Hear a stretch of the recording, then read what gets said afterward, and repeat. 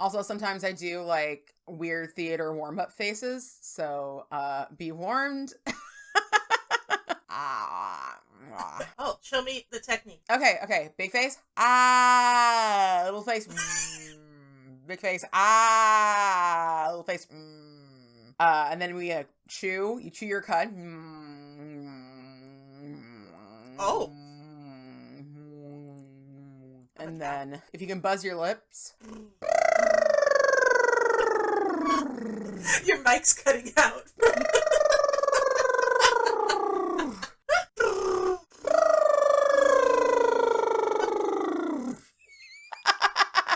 Nacho cheese. I don't know what you say. That word, yeah. The tip of the tongue tells the tale. The tip of the tongue tells the tale. I don't usually do all of that stuff, but sometimes I do. Hi, welcome to Two Lacquered Ladies, the podcast about nail polish and nail art by the ladies who stream it. I'm Stephanie, aka Fanaticure on every social media platform that matters. I'm an unprofessional nail artist, and I like to make fan art on my nails. Hiya, my name is Carolyn, and you can find me on Twitch as LeelooDVM. I'm a veterinarian and college professor by day, and a gamer/nail art streamer by night. I love any nail design with creatures or spooky things. All right, hello everybody. Welcome back to another episode of Two Lacquered Ladies. We're two ladies, we're lacquered, we're ready to go. We are ready. Now, as you probably noticed, I am not being accompanied by my normal co-host, Danny. Danny is feeling under the weather today, but luckily we had a special guest planned. So we just said, hey, special guest, LeelooDVM, would you like to be the special co-host today? I have officially been promoted to co-host. I take this responsibility with great pride and vow to do my best by the polished people. LeelooDVM has spoken. Polished people, it is your turn to judge. It has been decreed. It has been decreed. Well, I am so happy to have you here. I was telling Leeloo, who, by the way, is Carolyn, but I call her Leeloo all the time. So we're just going to call her Leeloo because it'll confuse everybody if I don't. But I was telling Leeloo this morning when Danny said she was under the weather, like, hey, do you want to do this? I feel pretty confident in this because, like, honestly, we have really good chemistry just like when we're in my chat. Yeah, we have good banter. Yeah. Yeah, we absolutely do. And we do especially not safe for work streams. I think that Leeloo often just sets me up for just great moments, great jokes. And I'm just so excited. I'm just so excited to have you here. How are you doing this morning, Leeloo? I'm doing well. This week has been a little bit of a doozy for me work-wise. Like I said in my intro, I am a small animal veterinarian. I'm currently a professor at a local college, but I do have the responsibility of taking care of all of our education ambassador animals on campus. And last night I was at school quite late doing a fracture repair on a 2-pound kitten. She's doing well this morning, so great. Yeah, I looked at my phone this morning and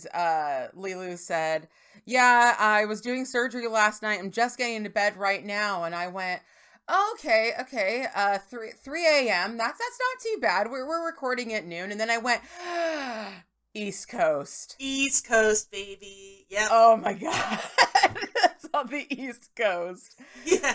So 6 a.m. I went to bed. But that's the life of a veterinarian. So yeah, I mean, you are out there just like doing the good work, quite literally. Like, I'm sure that little baby kitten appreciated it. I'm sure the kitten's mommy, whoever that is, or daddy, appreciates it. Picturing the little cat dad in his business tie. He gets home from work and he finds out his child's in the hospital and he's got to go. She was a stray that someone found on campus. And because I got to her first, I got to name her. And I named her Mira because I'm taking the name back. She was originally Arthur because I thought she was a boy. And I wanted to name her after Aquaman. But then it was a girl, so I named her Mira. Wait, so who's Mira? Who's Aquaman's wife? She's a sea witch, and she can do underwater magic. I would like to be Mira. I mean, I'm happily married, but there's enough Stephanie to go around. There really is. I mean, in fantasies, all is possible. So yes, hello, Mira.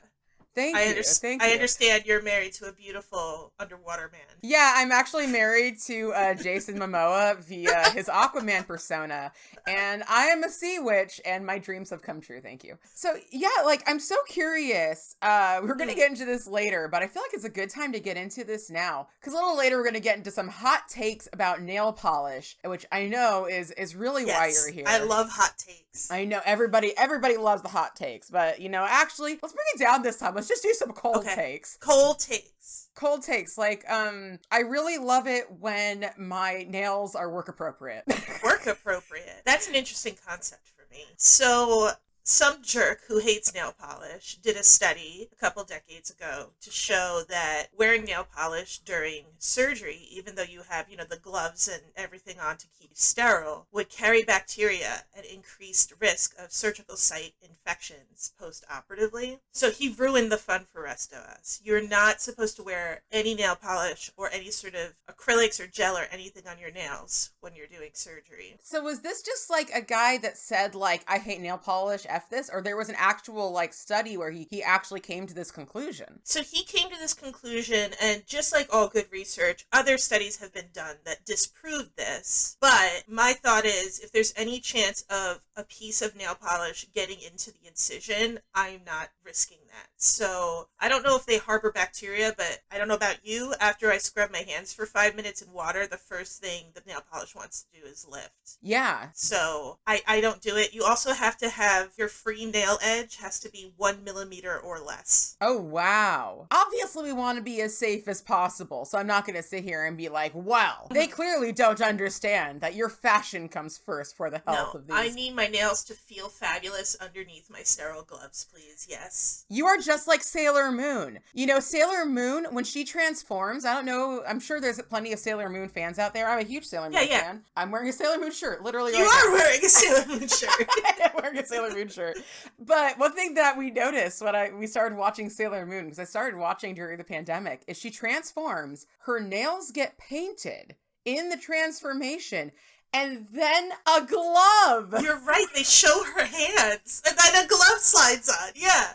And actually, Husbando was thinking about this. We talk about it all the time because apparently we have nothing better to talk about in my house. But he looked it up and it was actually sponsored by a cosmetics company who said that they wanted her to have nail polish on. I have a hot take about Sailor Moon then. Please give me a hot take. I think it's a complete waste because the best part about nail polish is painting it. So she has this magical ability to just make it appear on her nails. That takes all the fun out of it. I absolutely agree. I think that a lot of people would disagree with us, but those people are not people who do this as a hobby. No. The amount of precision required and patience is not found in the general population. Yeah, but after you're good enough at it, you don't need that much precision and patience. No, especially if you just do stamping, guys. I don't know if anyone's heard about stamping in this podcast, but it's like the easiest way. Gradients and stampings, you look like you're a freaking magician on your nails. Yeah. Absolutely. Sometimes I have trouble with gradients, but almost always, almost every time, it's just because I didn't wait for the layer to dry enough underneath. You gotta know when to call it. You gotta stare at it and reason with it, and then put the second layer on.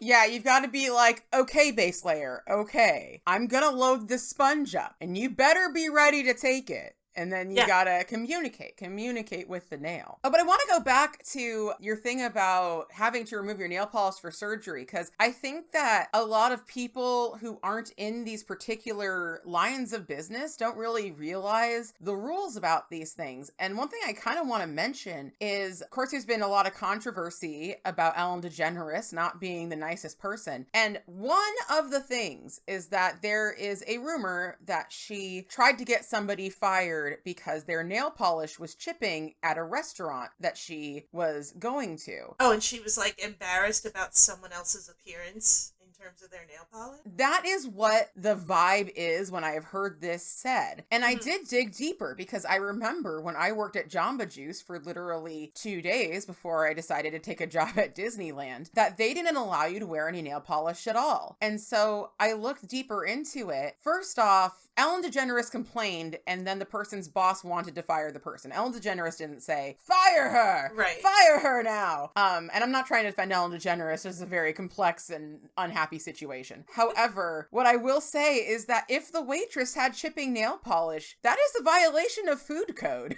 That's not just a look thing. It is a violation of food code, but one would hope the waitress is not handling food prep. Although I've worked in restaurants and that is not true. Waitresses do food prep way more than they should.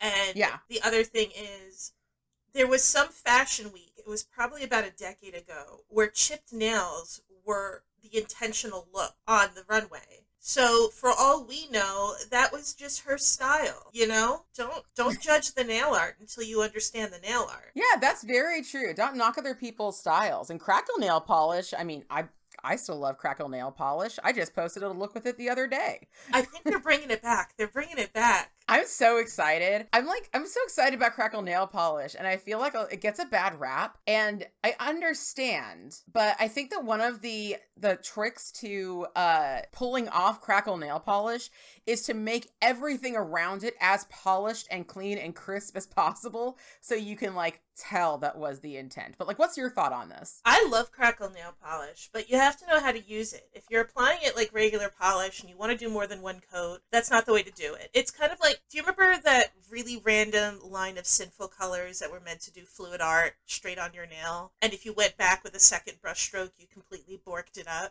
No, but I want to know that one. Oh, it was maybe 4 years ago. They only had like 6 colors. And it was one of those things where you put a really thick coat of your base coat and you don't let it dry. And you take a lot of the Sinful colors product and put it in there and it will naturally bead up and look like fluid art on your nail. But obviously, if you're trying to apply it like regular polish and you let that first coat dry and then you just put a thin coat and then you put another, it doesn't do anything. So if you don't understand how to use crackle nail polish or this fluid art nail polish, yeah, it's going to look terrible. But crackle nail polish is a great way to do backgrounds on stuff too. Oh, you're absolutely right. I really want to do a crackle nail polish look. I mean, it'll be very similar to one I've already posted, but one to make it kind of look like charcoal, like maybe for a barbecue mani of some kind.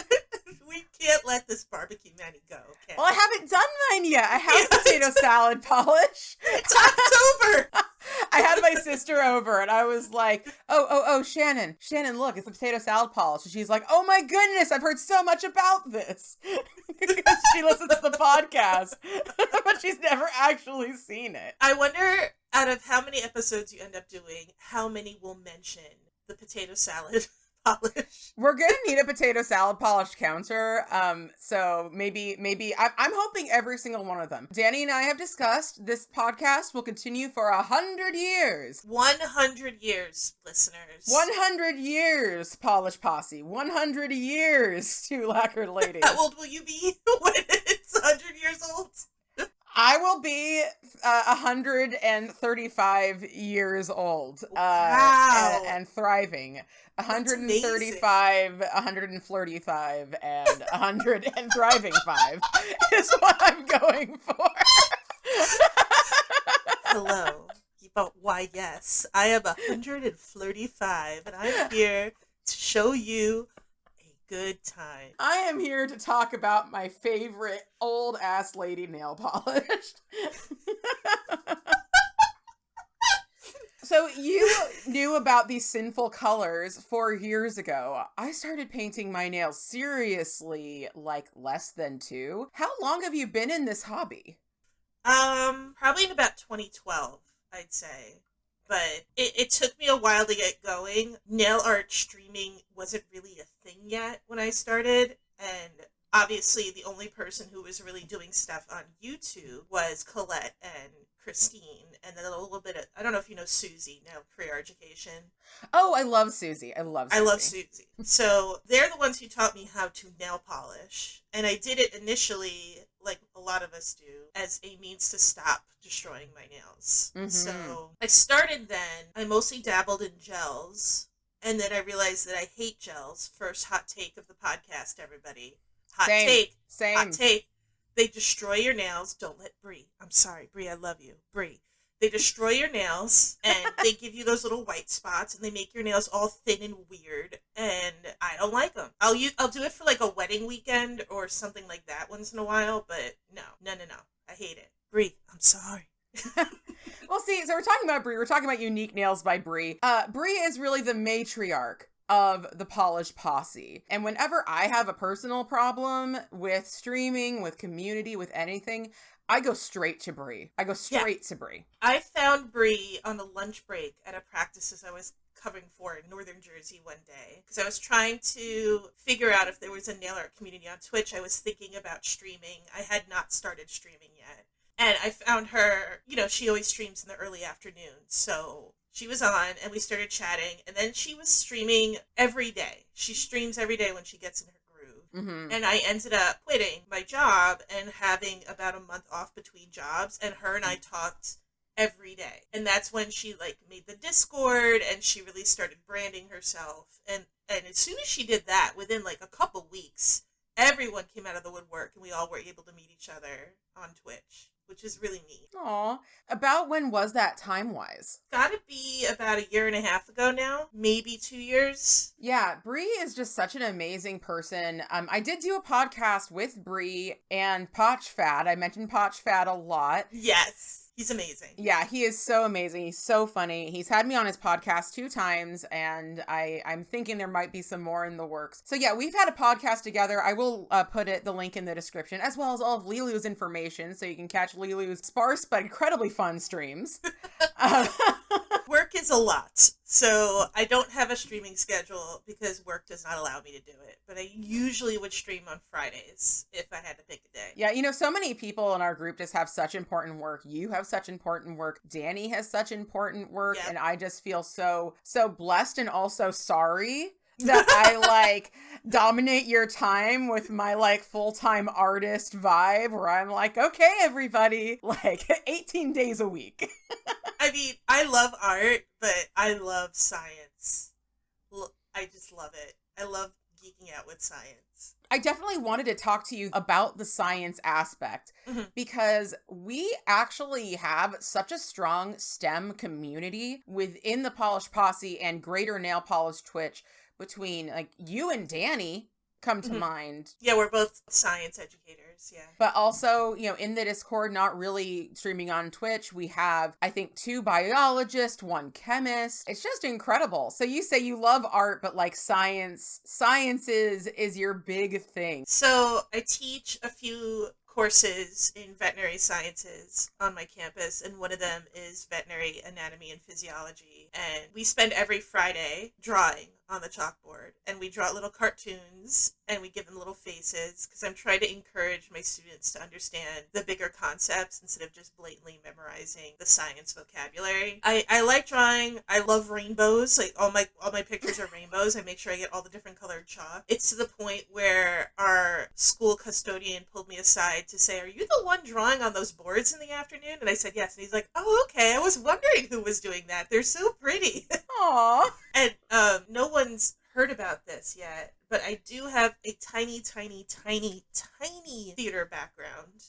Tiny. So in college, I ran our local chapter of the Vagina Monologues for 3 years and was the producer, director, fundraiser, treasurer, all that crap. And I have my artistic outlets, but I live in my little science foundation. That's awesome. I had no idea you had a theater background. Of course, I have a huge theater background. The Vagina Monologues, that is a pretty bare bones show, but a very intense show. Yeah, there's not a lot of set design or anything, but that's not really the point of that show. But we were able to raise a lot of money for the local women's shelter through that show, and I think it was a really nice, safe place for young women on campus to come and talk about a lot of what brings women there in the first place, Yeah. So I'm curious, and I'll cut this out if you want me to. But we had a moment in one of my not safe for work streams where we were talking about anatomy with somebody who was not that familiar with the specifics of anatomy. I won't get too specific. Sure. And I'm wondering, are you more familiar with anatomy on animals than you are with humans? Absolutely. I have never taken a human anatomy class in terms of a dissection class. I've never done surgery on a human. I took some general bio classes, and I did choose to take a lecture class in college about human anatomy and physiology, but it was not a very high-level class. But absolutely, people ask me stuff about humans, and I'm like, I could guess what's there, but not sure, really. We're very different Yeah.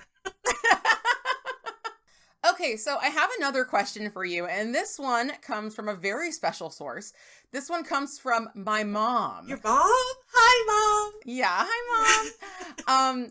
I told her that we were going to have a vet on the podcast, and she said that I should ask the vet. So I'm asking you what your opinion is on painting the nails of dogs and any products you might recommend. Okay, this is fantastic, because I thought we were going to ask a truly medical opinion question, and in fact you did, so that's great. I would say you can try to paint your dog's nails, but rule number one, and this goes for everyone, not just dogs, don't eat the nail polish.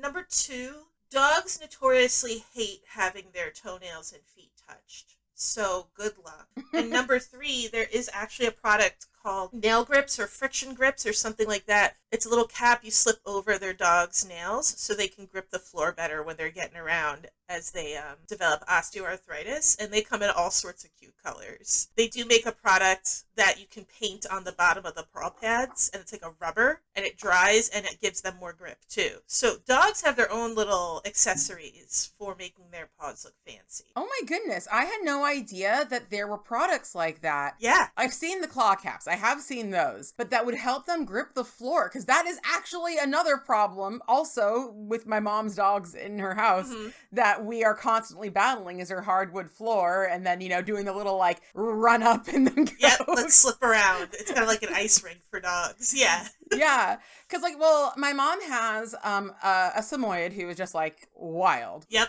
that's what they do. That's what they do. Like the sweetest baby, but just incredibly high energy. But she also has a German Shepherd who is actually very good at having her paws touched, and also just sits in this little cross-legged, I posted it the other day. Yeah. This little cross-legged position. So there's a medical term for cross legs when they cross their front paws. What is it? We call that fancy feet. Oh, wow. That's a $10 word for me. Yeah, $10 word. That's walking around knowledge, you know, that you put that in your back pocket. You pull that out at dinner parties. So I'm assuming that was a joke, but is it actually in like textbooks and stuff? No. Okay. No. She's shaking her head no. So Dr. Leeloo has a lot of medical terms she'll use in front of clients that she completely pulls out of her ass, and one of them is fancy feet. They are fancy feet though. I'll post the picture to my Instagram so people can see it. But yeah, our dog Malika definitely has a fancy feet disorder, which is not a disorder. It's actually just a plus. It's very, very cute. Do you ever think about what kind of manicures other species might consider for themselves? Like, dogs have these like grippy manicures. What do you think maybe an iguana would have? That has been on my mind. That has been on my mind as of late. And I was wondering, because when I told you what we said in the last episode's ending, which, by the way, a lot of people didn't realize was a joke. It was a joke. It's still a joke. But if you were to paint the toenails of Galapagos marine iguanas, what would you paint them? They're so friendly, by the way. Completely reasonable animals. Definitely easy to catch in the water. Go right up to them, grab their foot. They love that. Please don't do that. Marine iguanas are extremely aggressive. If you're in Galapagos, don't do it. I think so. They need their claws for function. You know, it's not just form, but it's function. And so if we're going to pick something heavy duty for them to, you know, use for murder, I think they got to go with dip nails, right? Oh, yeah. Just concrete those nails right up.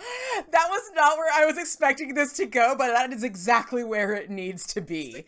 Oh, no. I've put some thought into this. This is, like, I'm ready to do a few different species, if you're ready. I'm absolutely ready. Okay, give me what these species are going to do. Well, first of all, there is a species that already gets its nails done pretty much all the time. What is it? The horse. The horse runs on their fingernails, right? So their hooves are their fingernails. It wraps around the tips of their middle finger. They don't have the rest of their fingers anymore. They just run around on their middle fingers. And they get shoes. They get their hooves all trimmed up and sanded down and shiny, and then they get shoes. So I guess horses, if they were to get their nails done, they would pull like a Wolverine and get like adamantium caps on their nails.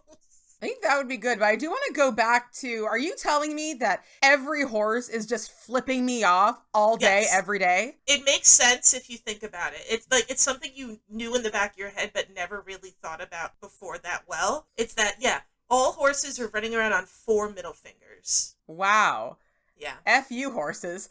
F you. They say it right on back, so that's fine. Okay, so give me, what are some more of your other hot takes on these animal names? Okay. Cats don't want their nails done, period. Move on. Birds, I think it depends on the kind of bird. Are we talking about a parakeet or a duck, or are we talking about, an eagle? And I think, when I think nails, I think eagle, right? Yeah. Talons. We don't want claws, we want talons. And if you're going to have talons, you need to have long stilettos, right? Like bright red, candy apple red stilettos. And they're always perfect. And no, she won't tell you where she got them done because it's her girl and don't ask her again. It's the American way. It's the American way. So American.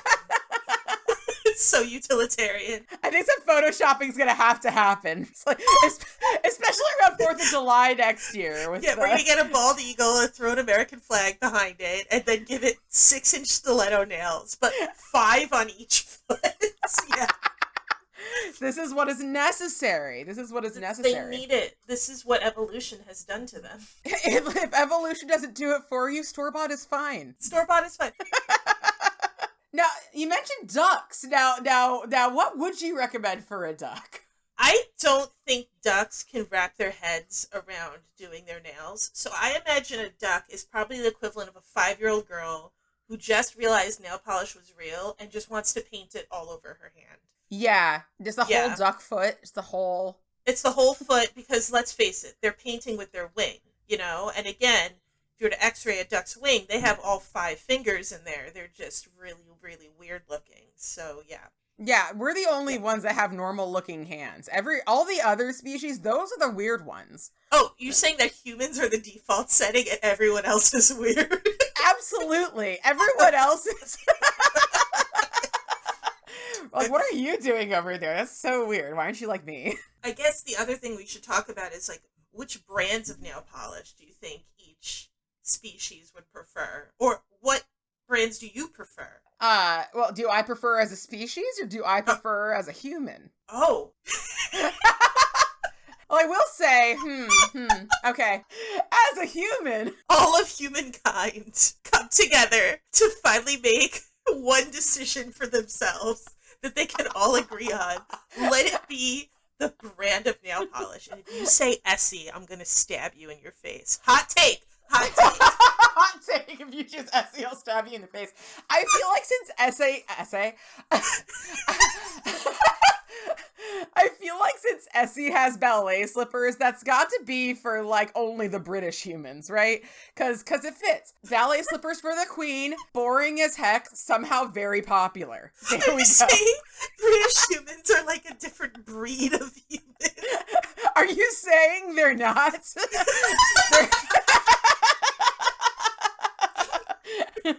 Yeah, they absolutely are.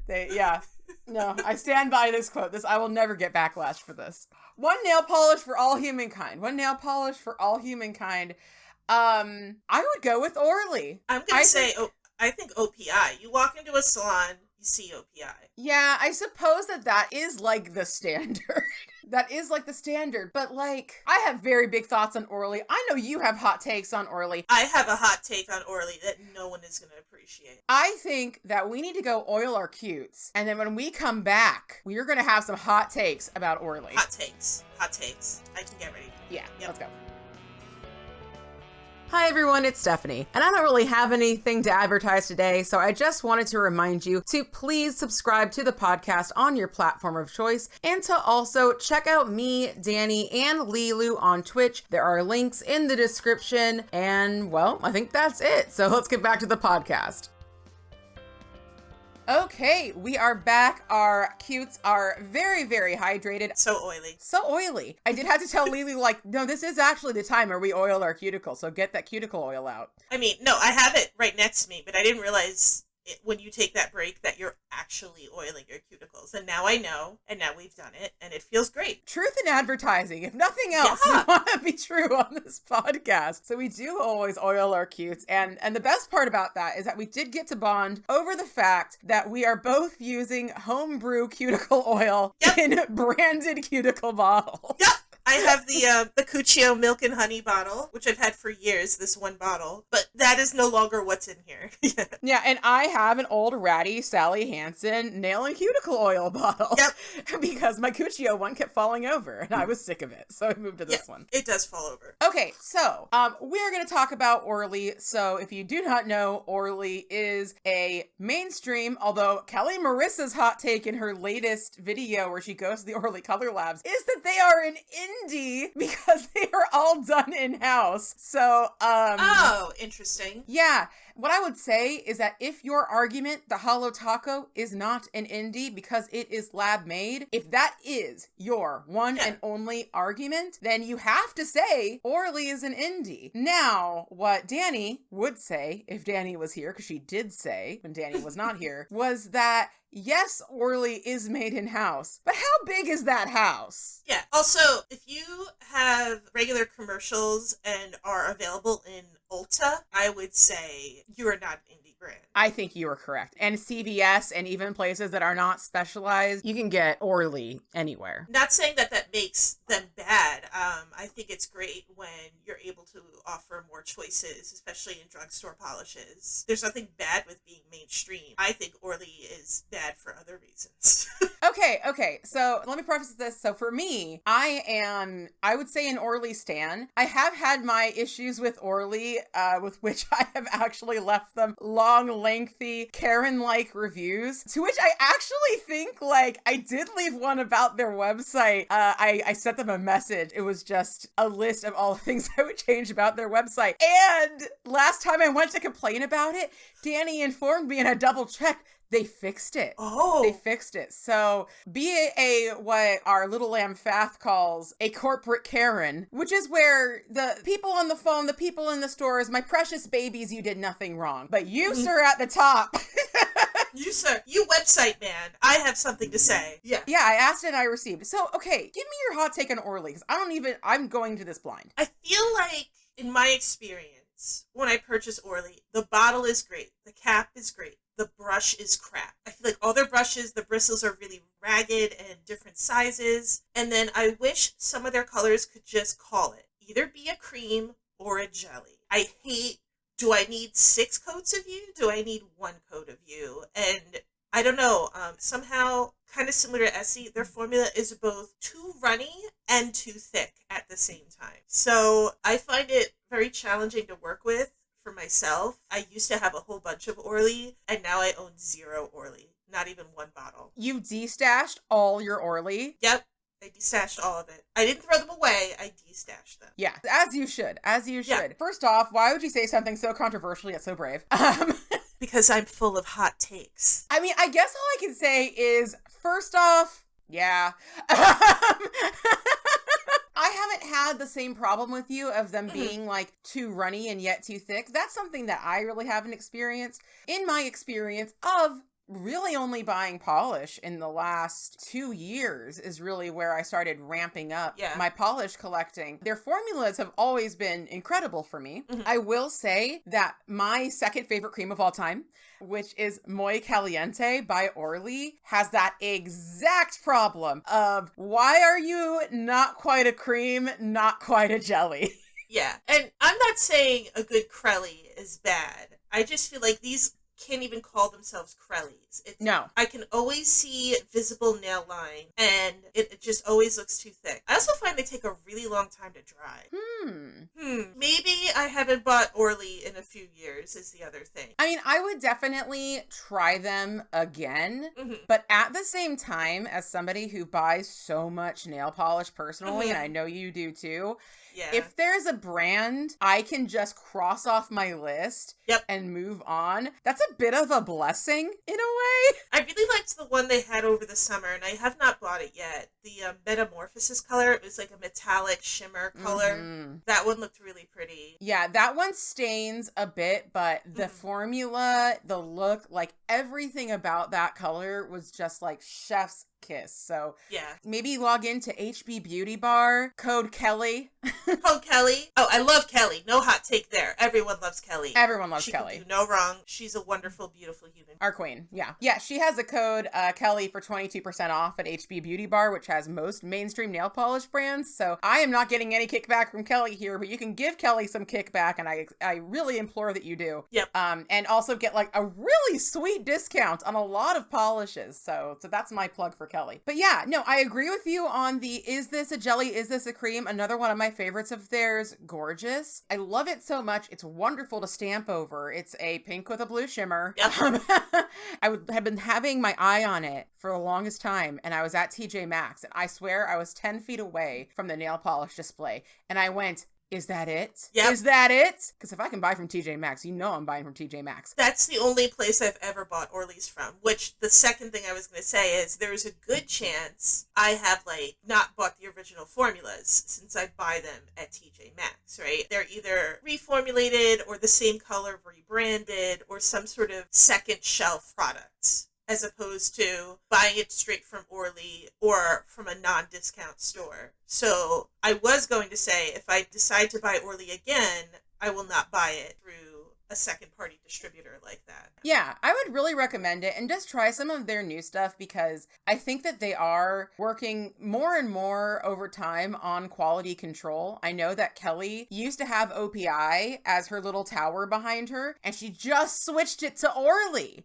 OPI, honestly, and we were talking about this in my stream the other day, OPI, except for like the Celebration collection that came out last year, they release so much. Yeah. And it is all so boring. And it's like, why? Why must you do this? They used to have that reserve collection thing they would do once in a while where it was a very unique polish, and they would only have like 2 in that collection, and it was limited run, and I have a few of those. And then if you do some of their winter collections and some of those European collections, you'll get like a shimmer or something. Yeah. But yeah, they're mostly creams. They do yellow very well compared to a lot of other mainstreams, and yellow is one of my white whales of nail polish. I want to find a good yellow. I think that yellow is a lot of people's white whales, to be honest, because it's so hard. And I will say, actually, recent Kelly review, she found in the new Essie Study Tips collection,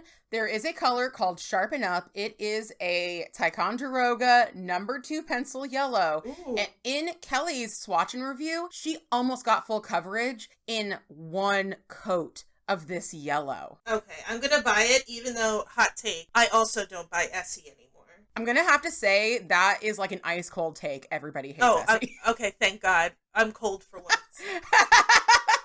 Actually, that's not true. Hillary, my BFF, Hillary from Mediocre Mannies, does love Essie Chinchilli, and she brought it up in another video. She brings it up like every single video she makes. But one color does not a brand make.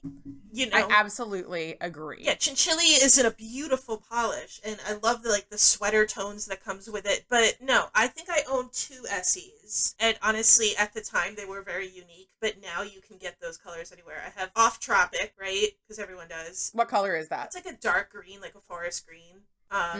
It also stains like crazy because it's going to. It's a forest green, yeah. And Bell Bottom Blues, which is like a shimmer cerulean blue teal color. But again, you can get, how many new teals can you get? Yeah. It's not unique anymore. Yeah, absolutely. Yeah, Sharpen Up, I'm definitely going to get that for myself next time I see it. But our cold take is Essie is boring. Essie is boring. And it should feel boring. Would you rather buy OPI or Essie? OPI, probably, because I buy most of my OPI at TJ Maxx. Maxx.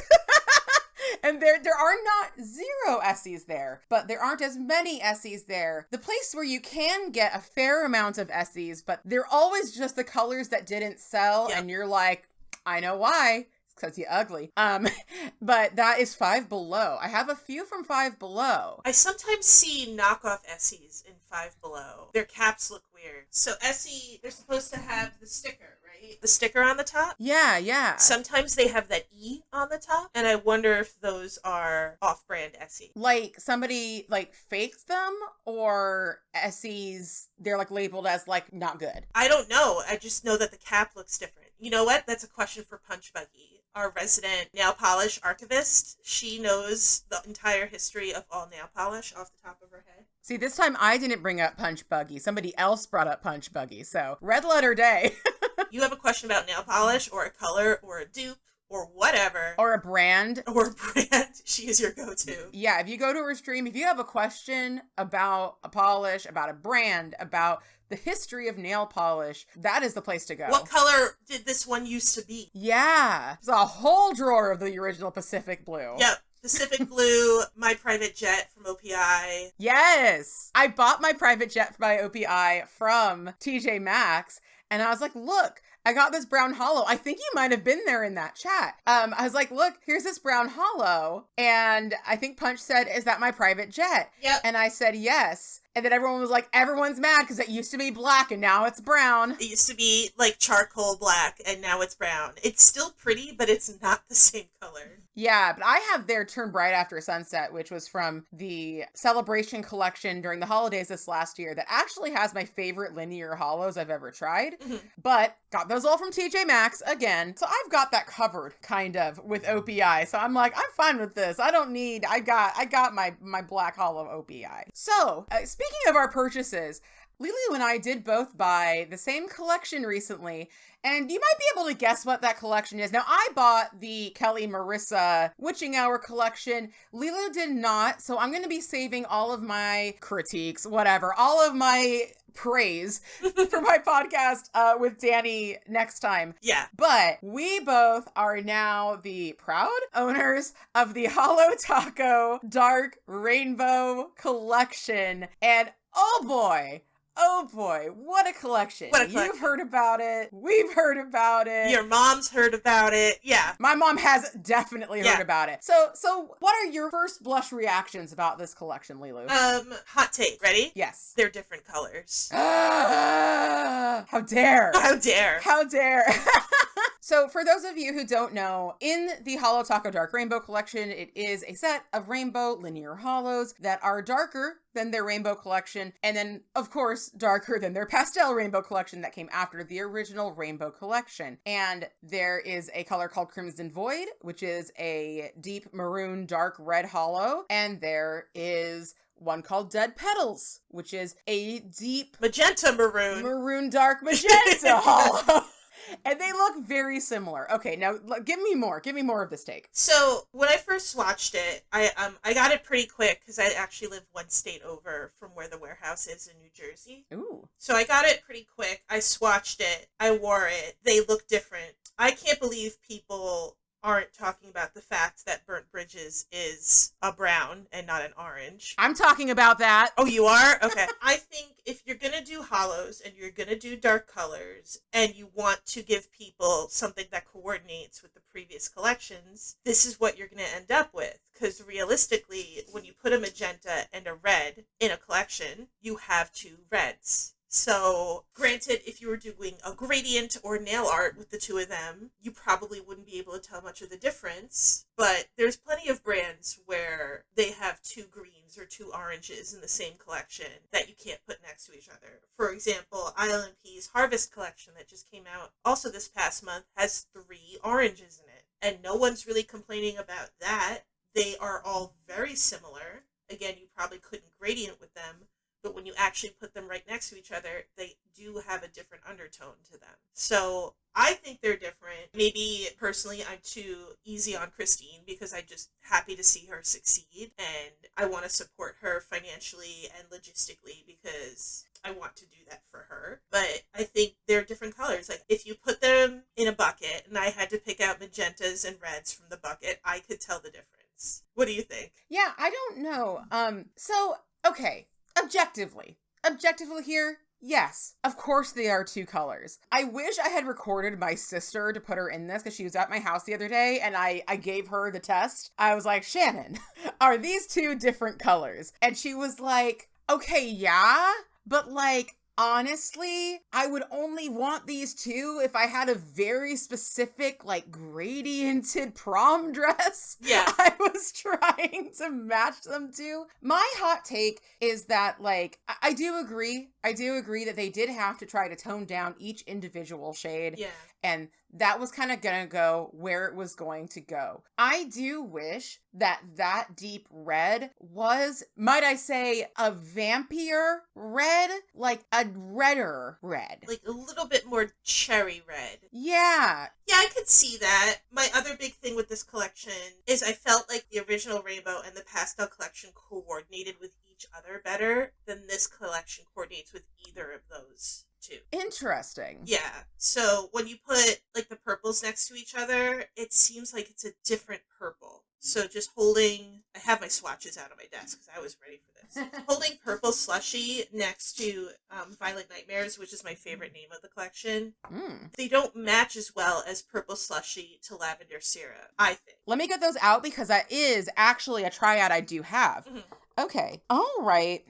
I don't know if I agree with you. I feel like, let me turn on more of my lights because I'm a little low lit here. Let's turn more lights on. You know, I actually feel when I look at these 3, and now I don't really have a solution to this because I think that Violet Nightmares is kind of as dark as you can go and still maintain the purple. Right. But I feel like that purple slushy and Violet Nightmares are almost a little samey to me. So I don't know. We might disagree on this one. Oh, hot take. Hot take.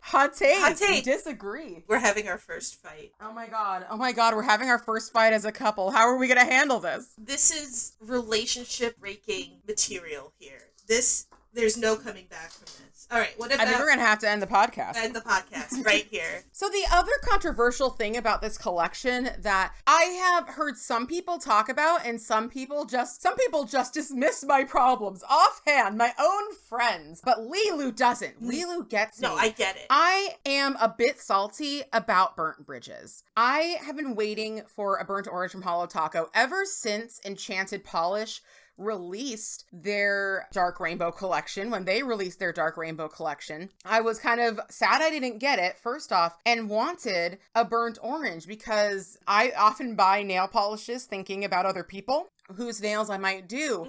And my mom loves an orange nail polish, especially a more burnt orange. So I was really looking forward to this. And I did buy this collection going in knowing that Burnt Bridges was going to be a brown, but that is it. Burnt Bridges is a brown. It's a brown. And I guess this comes to the greater thought here. So do you think you'd rather continue buying collections from Holo Taco, or should she start doing standalone colors? I think that stopping releasing collections as a business choice would be a bad choice for Christine.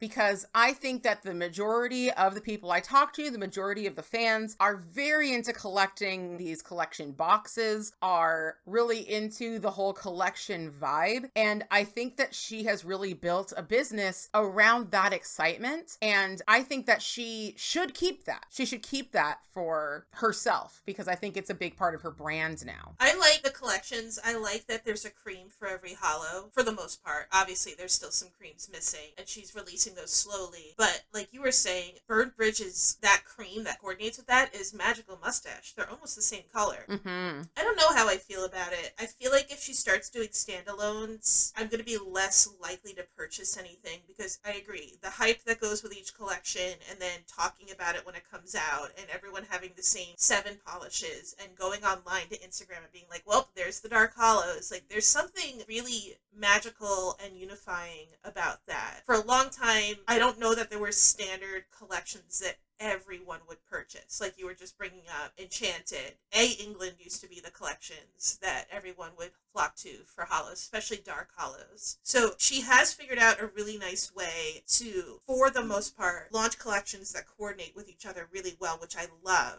But this is probably going to be the last rainbow collection. Like, where else could you go with it? Neons? I hope so, now that you say that, because I am the Neon Menace. The Electric Hollows came pretty close, and I did buy that whole collection, not as a collection, but like, you know, I bought this collection. The only reason I bought it really with the box and as fast as I did was that I do have a friend who collects the boxes and wasn't going to be able to get them fast enough. And I was going to buy the collection anyway. People had been asking if I was, and I thought, honestly, I thought I'd make good content. So I bought the collection. And also, I do plan on having at least every single linear holo from Holo Taco. And like you said, I love the fact that there are creams that go with the linear holos and then glitters start coming out that also correspond to that. That is one of the things I respect the most out of Holo Taco. And I do have to say, I just bought with this collection, I bought her brush set. And those are high quality brushes.